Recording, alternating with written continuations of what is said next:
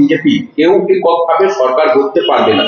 যেই মুখ্যমন্ত্রী হোক না কেন হুমায়ুন কবিরের সাহায্য নিতে হবে। আমাকে না নিয়ে কেউ মুখ্যমন্ত্রী হিসেবে শপথ গ্রহণ করতে পারবে না। তাহলে তার তার নিজের দলের পরিচয় কি, তার নিজের ভাবনার পরিচয় কি, সেটা তো বুঝতে পারছি না। সে তৃণমূলকেও সাহায্য করবে, আবার বিজেপিকেও সাহায্য করবে। তাকে যার প্রয়োজন তাকে সে সাহায্য করবে। এটা যদি তার একটা মানসিকতা হয়, তাহলে বিজেপি পার্টি খুশি হবে। তৃণমূলের কি হবে জানি না, তো বিজেপি পার্টি খুশি হবে। বাংলার বিএলওদের সুরক্ষা নিয়ে উদ্বিগ্ন সুপ্রিম কোর্ট। গভীর উদ্বেগের বিষয় বলে মন্তব্য প্রধান বিচারপতি। বিএলওদের নিরাপত্তা সুনিশ্চিত করতে নির্দেশ, রাজ্য নিরাপত্তা দিতে ব্যর্থ, শীর্ষ আদালতে দাবি মামলাকারী। কেন্দ্রের নিরাপত্তা করে বিএলওদের আইনজীবী। বিএলওদের উপর রাজনৈতিক চাপ আছে দাবি মামলাকারী। প্রয়োজনীয় অতিরিক্ত কর্মী দিতে হবে রাজ্যকে, বললেন প্রধান বিচারপতি। তা আগেও বলেছি, মনে করুন আমার একার দ্বারা সব কাজ হচ্ছে না, রাজ্য সরকার মনে করলে আরেকটা দিতে পারে সহায়ক। বিএলওদের চাপ আর দিবে কে? বিএলওদের উপরে চাপ দেবে রাজ্যের সরকারে, যেখানে যে সরকার সেখানে যে চাপ দেবে। কেন্দ্রের একটা চাপ কি, এদিক ওদিক করলে তোমার চাকরি যাবে। রাজ্যের চাপ কি, যা বলবো তার ভোটার লিস্টের নাম তুলতে হবে। বিএলওরা পড়েছে এই জটিল পরিস্থিতিতে। রাজ্যের তরফ থেকে তাদেরকে বলা হচ্ছে যা বলবো তাই করতে হবে। মরা জীবন্ত নেই, থাকা দেখানো যাবে না। আবার নির্বাচন কমিশন বলছে আইনের বাইরে নিয়মের বাইরে কাজ হলে তোমাদের কেস হবে। এই জায়গায় দাঁড়িয়ে বিএলওরা বড় সমস্যায় পড়েছে। তার জন্যে কাজের ভারের যেমন একটা সত্যতা আছে, পাশাপাশি প্রচণ্ড কাজের চাপ, এটা একটা অজুহাতও আছে। ভয় থেকে বাঁচতে, বিপদ থেকে বাঁচতে, আবার রাজনৈতিক চাপ থেকে বাঁচতে। তারা রাজ্য সরকারের অধীনে কর্মরত কর্মচারী। রাজ্য যদি মনে করে তাদের বিরুদ্ধে বদলা নেবে, তারা কোথায় যাবে? তারা দেখতে পাচ্ছে পশ্চিমবঙ্গে ডাক্তার, শিক্ষক, কারো প্রতিবাদে রাজ্যের কোনো কর্ণপাত হয় না। ফলে পশ্চিমবঙ্গের আজকে কর্মচারী কুল তাদের রুটি রুজির জন্য, সংসার পরিচালনার জন্য প্রচণ্ডভাবে ভীত হয়ে প্রতি বিষয়ে রাজ্য সরকারের কাছে তারা আত্মসমর্পণ করছে।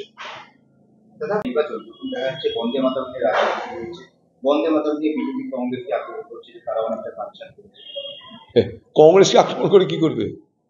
কালকে প্রিয়াঙ্কা গান্ধীর বক্তব্যটা পার্লামেন্টে যেটা দিয়েছে সেটা সকলে শুনবেন, তাহলেই বুঝে যাবেন কে কাকে আক্রমণ করছে, কে বন্দে মাতরম নিয়ে ব্যবসা করছে। বন্দে মাতরম কি একটা, এখন বিজেপি পার্টির কাছে পশ্চিমবঙ্গে নির্বাচনের আগে আমরা বাংলার, এটা প্রমাণ করানোর একটা অস্ত্র মমতা ব্যানার্জি পেয়ে গেছে যে দেখো বন্দে মাতরমকে অপমান করছে।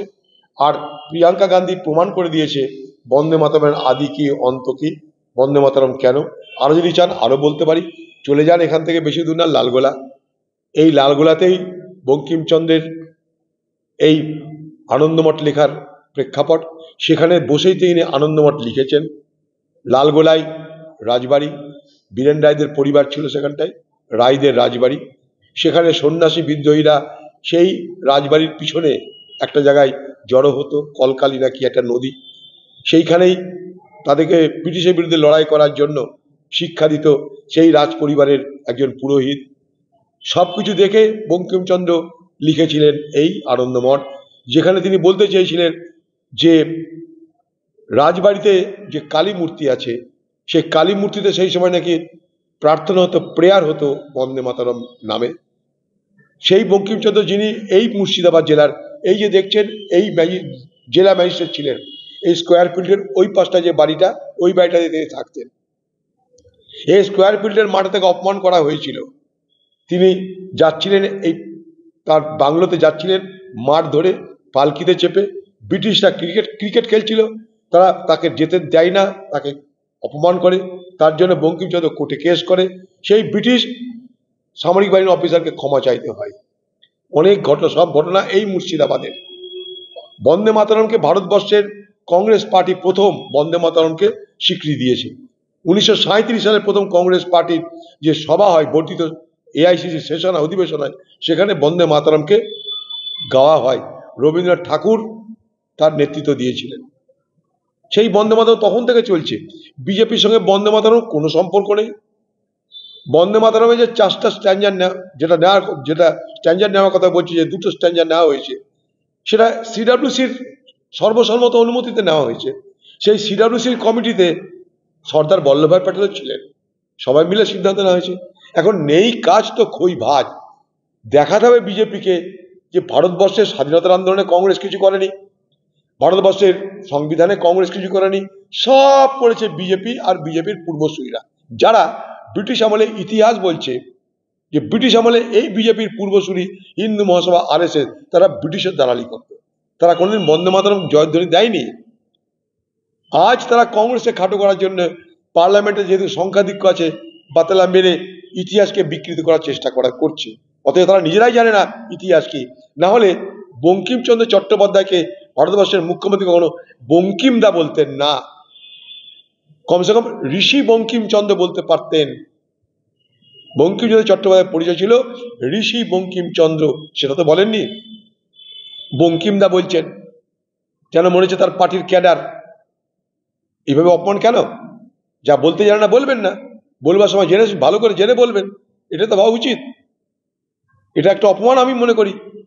আমি এই বাংলার, এই মুর্শিদাবাদের, যেখানে এই বন্দে মাতরম প্রথমে রচিত হয়েছিল, এই মুর্শিদাবাদের লালগোলায়, এখনো সেখানে যে গেলে দেখতে পাবেন সেই মন্দির আছে, সবকিছু আছে।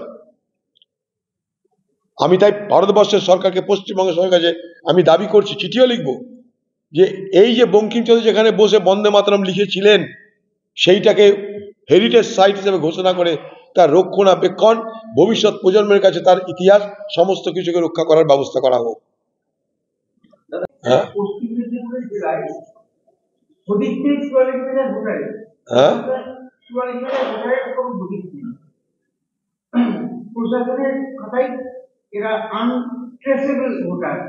এদের মধ্যে খড়গপুর শহরে 25,000, মেদিনীপুর শহরে 5,000। এদের শুধু ভোটের দিনই দেখা যায়। কিসের যে কোথায় দেখা যায় না দেখা যায় এগুলো দেখবে, শুধু দেখবে নির্বাচন কমিশন। আমি এখান থেকে একটা রাজনৈতিক দলের একটা ব্যক্তি কি দেখবো? আমরা তো জানি পশ্চিমবঙ্গে চুরি বাটপাড়ি, ভোটার লিস্টে কারচুপিটা পশ্চিমবঙ্গের রেওয়াজ। তাই সেখানটায় ভোট মানুষ দিতে পারে কিনা সেটাই জানে না। চুরি চামারি, ভোটের কাউকে পাওয়া যাচ্ছে না, আনতেছে, সে তো পরের কথা। ভোটের দিন ভোটই দিতে পারেন এখানকার পশ্চিমবঙ্গের বহু মানুষ, হাজার হাজারের মানুষ, লক্ষ লক্ষ মানুষ। এগুলো দেখবে তো নির্বাচন কমিশন, তাদের কাছে আমরা তো সেই দাবি করেছি। আবাসনের নির্বাচন কমিশন প্রথমে বলেছিল বুথ করবো, কিন্তু আবাসনগুলো আগ্রহ দেখাচ্ছে না, পাশাপাশি শাসক দল কোনো আগ্রহ দেখাচ্ছে না যে আবাসনে বুথ করার ক্ষেত্রে, এবং পাশাপাশি মুখ্যমন্ত্রীও চিঠি দিয়েছিলেন আবাসনে বুথ করার প্রয়োজন নেই। না, আবাসনে বুক করাচ্ছে না, আবাসনের লোকরা চাই বুকিং হোক, তাদের ভোট দিতে সুবিধা হবে। কিন্তু বাংলার মুখ্যমন্ত্রী দিদি জানে আবাসনে যারা থাকে তারা আপার মিডল ক্লাস লোক, তারা উচ্চবিত্ত লোক, তারা তৃণমূলকে ভোট দেবে না। তাই তারা চায় না আবাসনে কোনো ভোট দেওয়ার ব্যবস্থা হোক। আর আবাসনে কে পারমিশন দেবে? পশ্চিমবঙ্গ সরকারের ইচ্ছার বিরুদ্ধে কোনো আবাসনের কোনো সংস্থা তারা কি কোনো পারমিশন দিতে পারে? মনে করুন সেই আবাসনটা পশ্চিমবঙ্গ সরকারের অধীনে, কর্পোরেশনের অধীনে বা মিউনিসিপ্যালিটির অধীনে, তাদের ভালো মন্দ পরিষেবা সব দেয় মিউনিসিপ্যালিটি অথবা কর্পোরেশন। যারা দেখভাল করে তাদের ক্ষমতা আছে পশ্চিমবঙ্গ সরকার ইচ্ছার বিরুদ্ধে গিয়ে, হ্যাঁ আবাসনকে আমি জায়গা দিলাম আবাসনে, নির্বাচন কমিশনকে, তারপরে আবাসনের সুযোগ সুবিধা সব বন্ধ করে দিক তৃণমূল পার্টির, মিউনিসিপ্যালিটি, কর্পোরেশন, সেটা কি কেউ রিস্ক নেবে? তাই তারা ভয় বলছে একথা। কিন্তু তারা কিন্তু মনে প্রাণে চাই যে দূরে বুথে না গিয়ে তাদের এলাকার মধ্যে তাদের বুথের ব্যবস্থা হোক, এটা কিন্তু তারা চায়, আমি জানি। নবান্ন বিএলওদের জন্য মাত্র 61 কোটি টাকা বরাদ্দ করেছে। 81,000 বিএলও, তার সাথে অ্যাসিস্ট্যান্ট বিএলও, ইআরও, এইআরও দের ভাতাও আছে। এই টাকা ভাগ করলে মাথা পিছু 6,000 টাকা দাঁড়ায়, অথচ বিএলওদের 21,000 টাকা করে পাবে। বিএলওদের দাবি 11 তারিখের পর অন্তত 15,000 কোটি টাকা দাবি। রাজ্য কি এখনই আর টাকা দেবে না এই বিএলওদের? জানেন, এটা নির্বাচন কমিশনের দেখার বিষয়। নির্বাচন কমিশন এসআইআর করবে বলেছে, তাই নির্বাচন কমিশন দেখবে কোন রাজ্য করছে কোন রাজ্য করছে না। কোন রাজ্য যদি টাকার অভাবে না পারে, নির্বাচন কমিশন সেগুলো দেবে, তাদের সঙ্গে আলোচনা করবে, কেন্দ্রের সঙ্গে আলোচনা করবে। এখানে আমরা কি বলতে পারি? আমরা একটা জিনিস চাইবো, আমাদের ডিমান্ড একটাই, যে বৈধ ভোটারকে অবৈধ যেন করার চেষ্টা না করা হয়। এসআইআর এর নামে মানুষের ভোট দেওয়ার অধিকার যেন কেড়ে নেওয়া না হয়। কারণ এর আগেও এসআইআর হয়েছে, এখনো এসআইআর হচ্ছে। এর আগে যখন এসআইআর হয়েছে ভারতবর্ষের মানুষ টের পায়নি। এখন এসআইআর হচ্ছে সর্বত্র এক সাজে সাজে রব, গেল গেল রব। এটা কিন্তু নির্বাচনের কোনো মরশুম হতে পারে না। নির্বাচন মানে একটা গণতন্ত্রের উৎসব। সেই উৎসবের আগে এই উত্তেজনা, সেই সঙ্গে এই অনিশ্চয়তা কখনো নির্বাচনের, সুস্থ নির্বাচনের জন্য কাম্য হতে পারে না। প্রত্যাহারের প্রচার চালিয়ে একটি সংগঠনের সচিত্র পরিচয়পত্র বিলির অভিযোগে 5 জনকে গ্রেপ্তার করা হয়েছে। এছাড়া তদন্ত শুরু করেছে পুরুলিয়ার গঞ্জানে এই ধরনের নকল পরিচয়পত্র বিতরণ এবং নাগরিকত্ব প্রত্যাহারের বাংলায় সবই হয়, তার এটা কি বড় হয়েছে? এছাড়া কি আদিবাসীরা কি বিশ্বাস করছে? হ্যাঁ, এছাড়ার উপর কি ভরসা করছে আদিবাসীরা? পুরুলিয়ার আদিবাসীরা যদি করে থাকে তো প্রশাসনের ব্যর্থতা, এটা দেখবে প্রশাসন। আমরা জানি না, এই তথ্য আমাদের কাছে নেই। যদি থাকে আমরা সেসব জায়গায় যারা দায়িত্বে তাদেরকে বলবো। এর নকল, সব কিছুই নকল হয় এখানটায়। তো পরিচয়পত্র নকল হবে, এটার মধ্যে অস্বাভাবিকতা কি আছে? ভোটার নকল, পরিচয়পত্র নকল, সবই হবে পশ্চিমবঙ্গে। যতক্ষণ পশ্চিমবঙ্গে তৃণমূল আছে আর এই মুখ্যমন্ত্রী মমতা ব্যানার্জি আছে, এই বাংলায় সব সম্ভব। হুমায়ুনের বাবরি মসজিদের জন্য অনুদানের পাহাড়, তৃণমূলকে নিশানার ছবিকে, এটা তৃণমূল কংগ্রেসের টাকা দাবি বিজেপি সহ রাজ্য সভাপতি। হুমায়ুন কবিরকে তৃণমূলই তৈরি করেছে। মুখ্যমন্ত্রীর অনুমোদন ছাড়া কিভাবে বাবরি মসজিদ ছিলেন না? তৃণমূলের প্ল্যান বি হুমায়ুন কবির। দেখুন, কার কি এ প্ল্যান বি প্ল্যান জানি না, তবে সারা ভারতবর্ষে সাম্প্রদায়িক বিভাজনের রাজনীতি করেছে বিজেপি।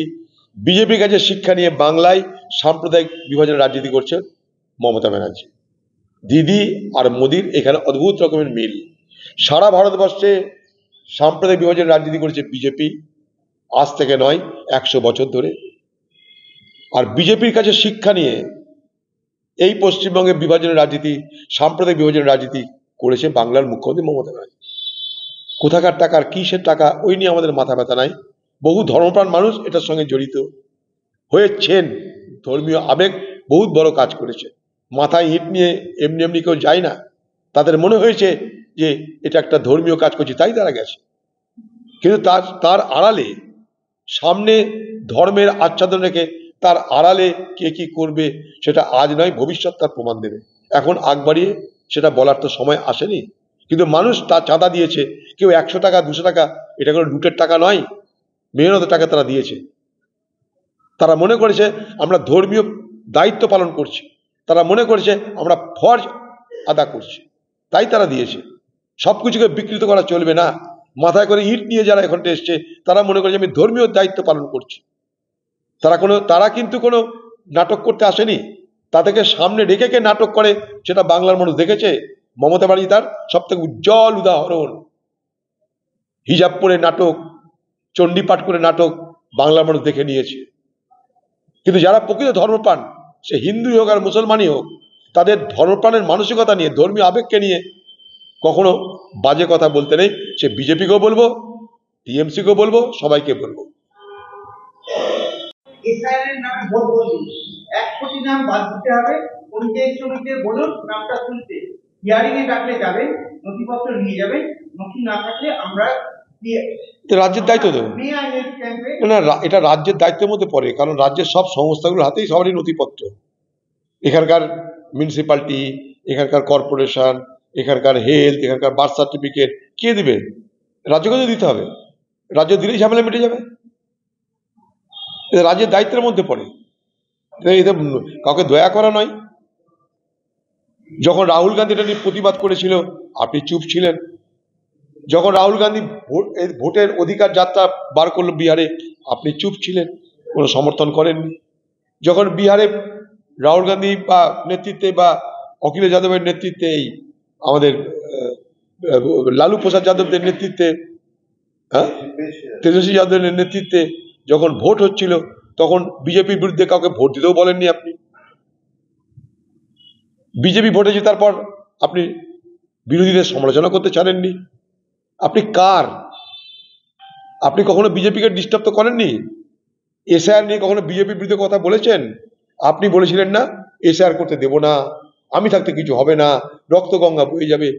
আপনার সরকার সব থেকে বেশি নির্বাচন কমিশনকে সাহায্য করছে, এবং আপনি বলছেন কেন্দ্রের সঙ্গে আমার কিন্তু সহযোগিতা চলবে, সেখানে কিছু হবে না, বাকি রাজনীতি যেখানে আছে থাকবে। আজকে পশ্চিমবঙ্গে এসআইআর হচ্ছে শুধুমাত্র আপনার সহযোগিতায়, আপনার সরকারের সহযোগিতায়। আপনার সরকারি কর্মচারী এসআর করছে, অথচ আপনি বলেছিলেন এসআর করতে দেবো না। আপনি বলেছিলেন আপনার দলের লোকরা বলেছিলেন রক্তগঙ্গা বইবে। আপনি বলেছিলেন ওয়াকআপ ওয়াকআপ আইন চালু করতে দেবো না। সবই প্রথমে আপনি উত্তেজিত করেন মানুষকে, সবই মেনে নেন আপনি, কারণ আপনি কখনোই চান না বিজেপির সঙ্গে আপনার প্রকৃত অর্থে কোনো সংঘাত হোক। তাই এ বাংলায় ওয়াকআপ নিয়ে অনেক আওয়াজ উঠেছে, অনেক ঢোল বাজালেন, অনেক চিৎকার চেঁচামেচি করলেন। ওয়াকআপের জন্যে আজকে মুসলমান সমাজের মধ্যে কী রকম দুশ্চিন্তার ছায়া পড়েছে আপনি তা দেখার চেষ্টা করুন, তা তো করছেন না আপনি। ওয়াকআপ সম্পত্তি হাতছাড়া হয়ে যাওয়ার প্রবল সম্ভাবনার মুখে দাঁড়িয়ে আছে পশ্চিমবঙ্গের মুসলমান সমাজ। শতাব্দী প্রাচীন মানুষের ওয়াকআপের অধিকার হারাতে চলেছে আজকে। আপনার মাথা ব্যথা নাই?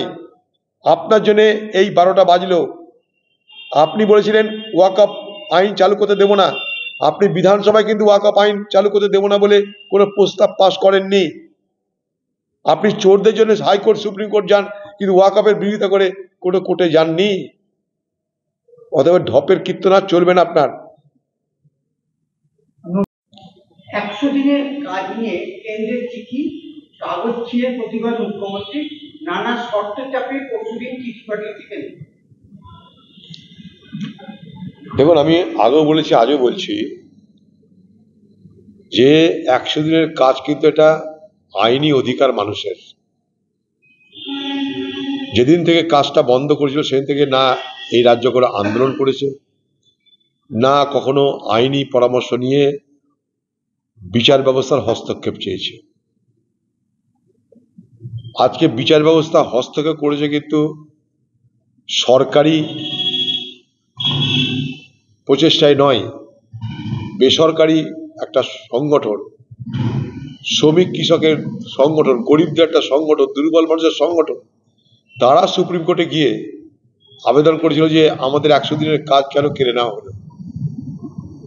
হাইকোর্ট বা সুপ্রিম কোর্ট তারপর এই 100 দিনের কাজ মানুষের কাছে ফিরিয়ে দেওয়ার জন্য আদেশ দেয়।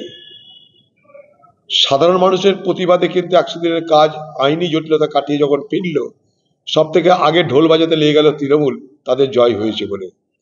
ঠিক এইভাবেই সিঙ্গুর কাণ্ডেও মানুষের প্রতিবাদ সুপ্রিম কোর্ট পর্যন্ত পৌঁছানোর পর যখন মানুষের দাবি সেখানটা স্বীকৃত হলো, তখনও সেই জয়ের ভাগিদার হয়ে সমস্ত জয় তৃণমূল নেত্রীর, তার জন্য প্রচার শুরু হয়ে গেল।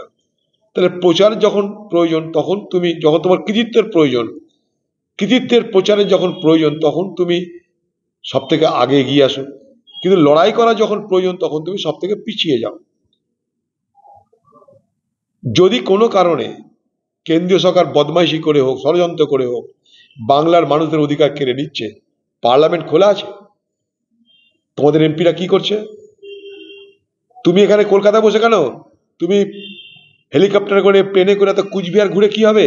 দিল্লি যাও, এখানে বিহার না করে দিল্লিতে মানুষের আহারের জন্য চেষ্টা করো। এখানটায় ষড়যন্ত্র না করে দিল্লি গিয়ে আন্দোলন করছে না কেন? কোর্টের হস্তক্ষেপ দাবি করছে না কেন? যদি কোর্টের আদেশকে অমান্য করে, কোর্ট তাহলে কন্টেম্প করবে। তার জন্য তুমি কোর্টে যাচ্ছ না কেন?